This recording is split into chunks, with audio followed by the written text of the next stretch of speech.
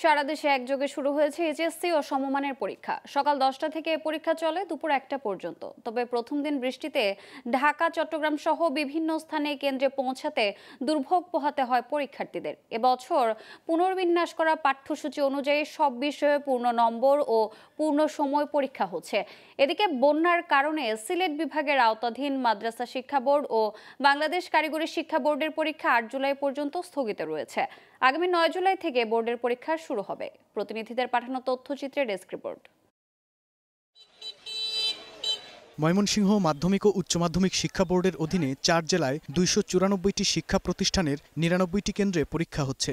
এবছর পরীক্ষায় অংশ নিয়েছে ৭৮,৩93 জন শিক্ষার্থী, যা গত বছরের চেয়ে 11,975 জন শিক্ষার্থী বেশি।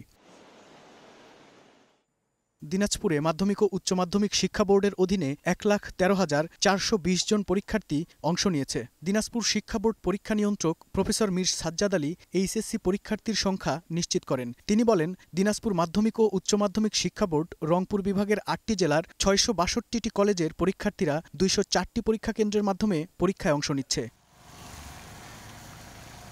কুমিল্লা শিক্ষা বোর্ডের অধীনে পরীক্ষা দিচ্ছে 1,12,964 জন। কুমিল্লা শিক্ষা বোর্ড জানায়, এবছর কুমিল্লা শিক্ষা বোর্ডের অধীনে 6 জেলায় 432টি শিক্ষা প্রতিষ্ঠানের মোট 195টি কেন্দ্রে পরীক্ষা নেওয়া হবে। নকলমুক্ত ও সুষ্ঠু পরিবেশে পরীক্ষা অনুষ্ঠিত করার লক্ষ্যে সব ধরনের ব্যবস্থা নেওয়া হয়েছে বলে জানিয়েছেন board chairman.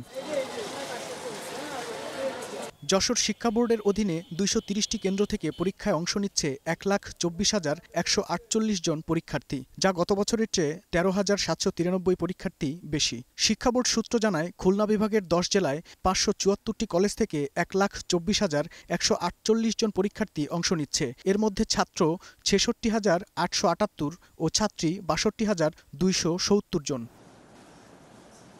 Global television news desk.